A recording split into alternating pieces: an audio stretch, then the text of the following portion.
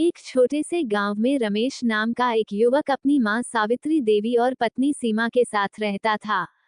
रमेश एक मेहनती और ईमानदार इंसान था, जो अपने परिवार से बहुत प्यार करता था।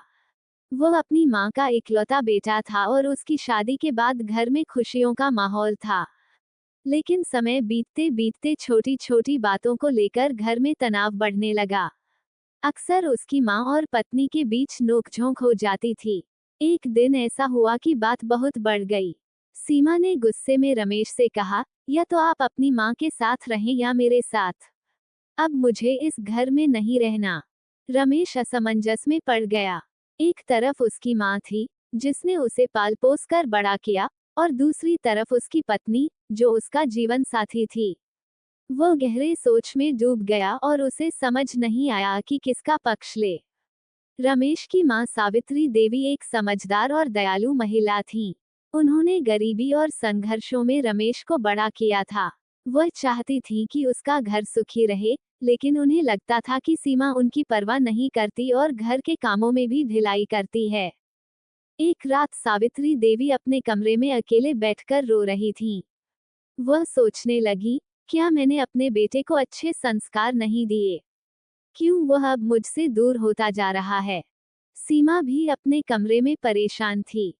उसे लगता था कि रमेश हमेशा अपनी मां की ही बात मानता है और उसकी भावनाओं को समझने की कोशिश नहीं करता। वो मन ही मन कहती, क्या मेरी कोई कद्र नहीं है?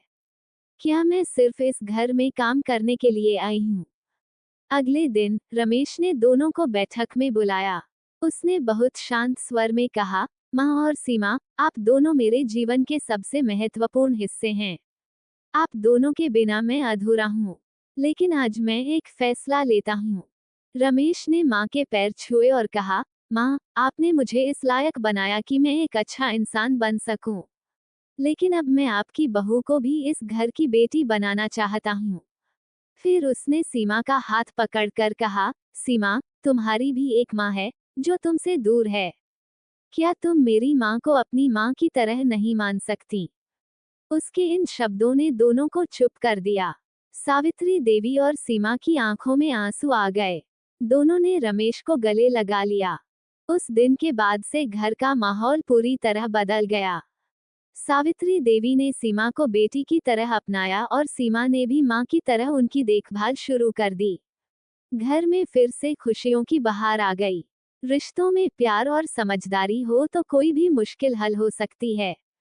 परिवार को जोड़ने के लिए अहंकार नहीं, बल्कि सहनशीलता और सम्मान की जरूरत होती है।